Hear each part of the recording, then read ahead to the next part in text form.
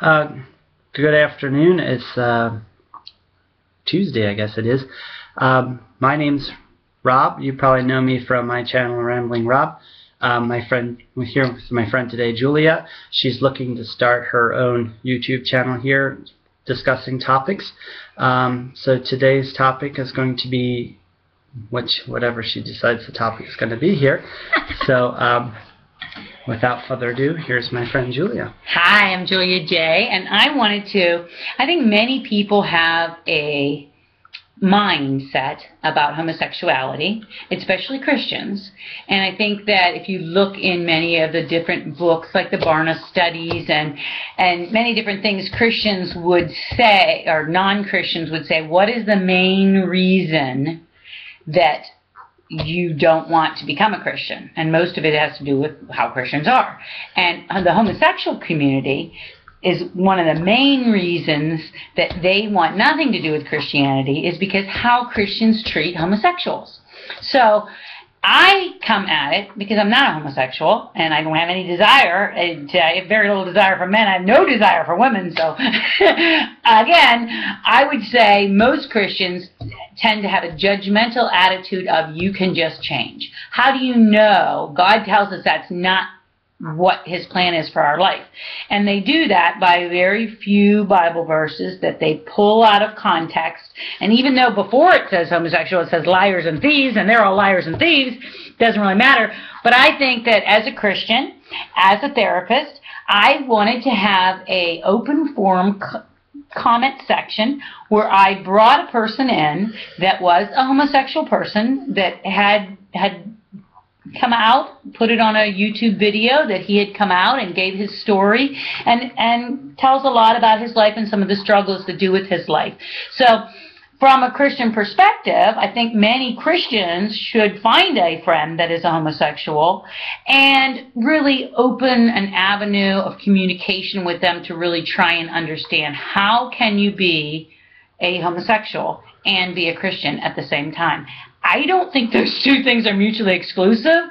I think that there are many Christians that are on marriage number 2, marriage number 3, I get a therapist friend in marriage number 5, number 6, okay? So, again, we all make mistakes, but who's to say that infidelity is less than homosexuality, or if somebody is born a homosexual and they don't have anything. So I want to open a forum with Rob to say, how do you feel? What are your experiences with Christians? And what would you say into response to Christians who say, you can't be a homosexual and be a Christian because it's mutually exclusive. If you are going to walk in a lifestyle of homosexuality, you cannot walk in a lifestyle of Christianity.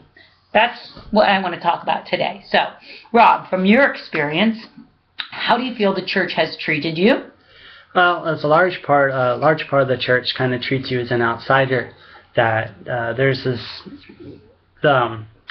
attitude that just because you're gay, you can't be a Christian because Jesus hates gays, Jesus hates fags. Is Jesus capable of hate? Jesus is love. God is love. Yes. So is He capable? There is only one thing Jesus hated, that in all the Bible, was self-righteousness. Was the people who thought... And that's why Satan got kicked out of heaven, is it not?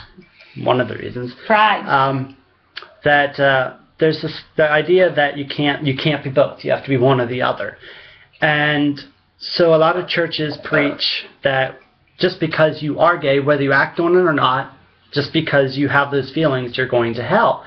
And I just did a lot of soul searching, and Jesus told me that He don't send people to hell. People send themselves to hell because they choose to reject Him. Right. He gives them just what they want. Exactly. They say, I don't want nothing to do with God. Well, guess what? In eternity, you get nothing to do with God. God is a gentleman. If you don't want nothing to do with Him in life, why would He force Himself on you in the afterlife? He wouldn't. But that's another issue altogether. But at the same side, I get it from the gay community too, where you can't be gay and a Christian. You have to You have to choose one or the other. And I'm like, why?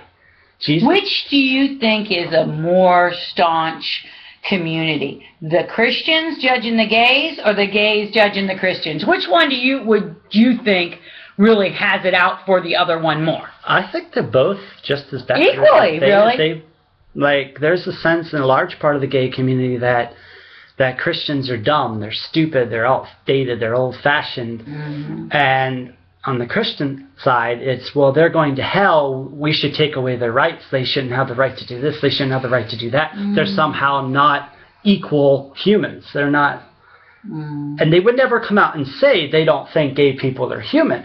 But by the way they try to take away their rights, the way that they try to push them into second-class citizens, that is, in a sense, what they are saying. So many of my friends have spent 20, 30 years with each other, and then on their deathbed, they're not allowed to, be in the room. They're not allowed to make decisions. I mean, it just is ridiculous to think that you spent your life with a partner.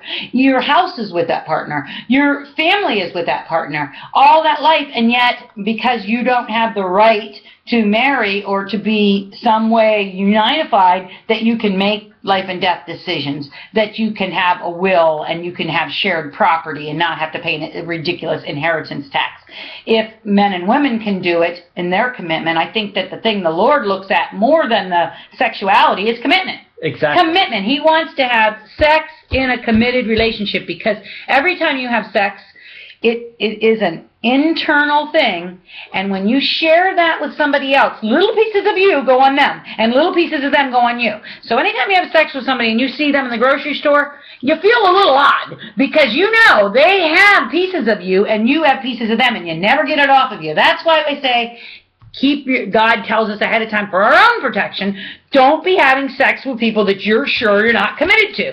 Once you're committed to that person, once you want to make a vow to that person, they didn't have the little marriage ceremony that we have 100 years ago or 1,000 years ago. They made a commitment to each other. And once you're in that commitment to each other, all things are permissible. Maybe all things are not beneficial, but all things are permissible. I agree. And if you had a choice when you were grown up, could I be gay or could I be heterosexual, or what would I be? What would you have chosen? Well, to be normal like everybody else, of course. Is that not the American dream? I mean, nobody chooses to be gay. The idea that being gay is a choice is the dumbest thing I've ever heard. I know! How can we tell people to stop thinking that way? And it's like my sister always says, when did I decide to become straight? I didn't wake up one day and think, I like guys better than girls. It's just something... You kind and we follow a path that's before us. Now, because I was raised so very religious and stuff like that, I kind of overlooked a lot of the obvious clues, because I can't be that.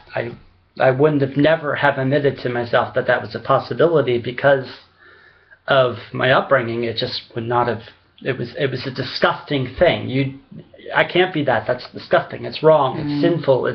And so when you had those feelings, what did you do with them? I just kind of denied them, or chalked it up to, because I was abused as a kid, I convinced myself that it was just because I had an inferiority complex, that I wasn't really sexually attracted to them. I just wanted to be them, because if I was like them, then girls would like me or something like that.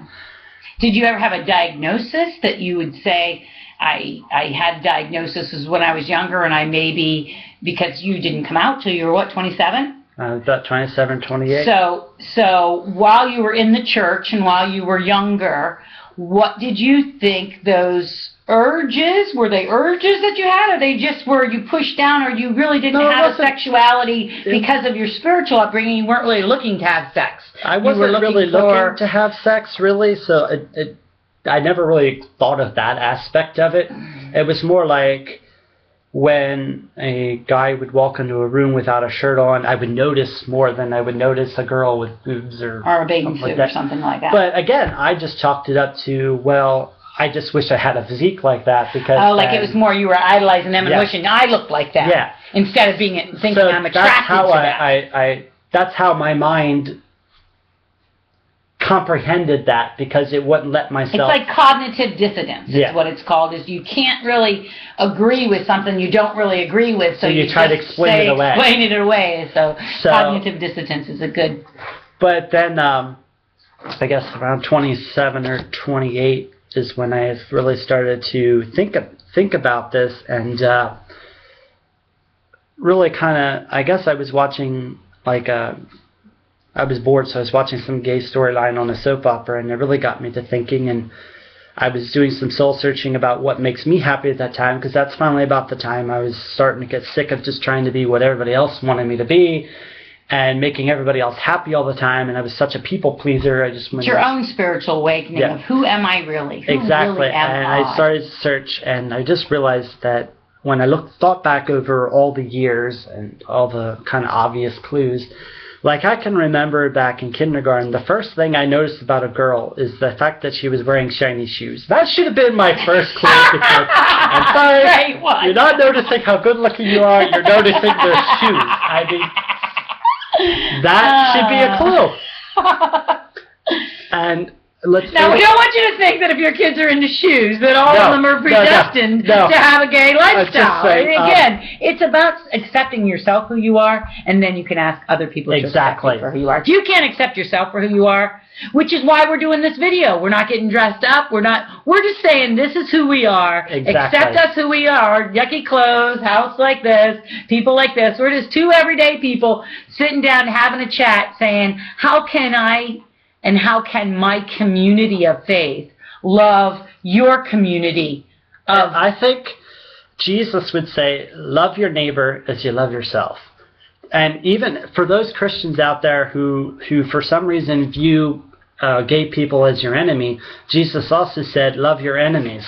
Do good to those who hate you, and pray for those who despitefully mistreat you or misuse you. Not that we have mistreated you guys, but he's saying their presence is what obviously you feel. But even if you don't agree with them and their lifestyle, Jesus said you're still obligated to love them and to accept them and where to they're pray at, for them, and not to judge them and tell them they're going to hell. Jesus said the ones that he disliked the most were the ones walking around saying, you're going to hell, you're going to hell, you're going to hell, you're going to hell. Pharisees. Jesus said man does not have the right to tell anyone who's going to hell. In fact, he said, whoever says to his brother Rocco, which means jerk, or you're in danger of the judgment of the council. But whoever says to someone, you fool, which is to say, go to hell, you're in danger of the fire of hell yourself. Because he said, how dare you try to remove the speck from your brother's eye when you have a plank in your own eye? First remove the plank from your own eye, then you'll see clearly to help your brother remove the speck from his eye. We're in a really heated thing, and we could continue this all day long, we're trying to work 12 minutes and 34 seconds. So if we continue, let us know what you'd like us to talk about, and we'll have another part 2. Yep, and if you have any questions or comments, please feel to leave them below in the comment section. And yeah, I don't know if I have a thing yet, so it might be on his, it might be on mine. We might invent me one today. If we do, enjoy. It is on your channel. So. Okay, well, it's on my channel, so write us a comment. Comment below, and whether her or I, we will answer your questions as soon as we can. Have a great week. Bye. Bye.